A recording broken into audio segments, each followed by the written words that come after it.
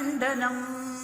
स्वभक्तचित्तरञ्जनं सदैव राममद्वयम् जटाकलापशोभितं समस्तपापनाशकम्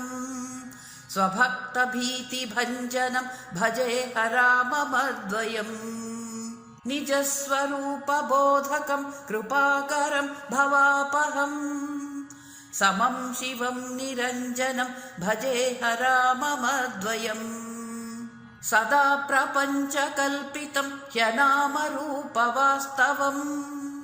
निराकृतिं निरामयं भजेह राममद्वयम् निष्प्रपञ्च निर्विकल्प निर्मलं निरामयम् चिदेकरूपसन्ततं भजेह राममद्वयम् भवाब्धिपोतरूपकं ह्यशेषदेहकल्पितम्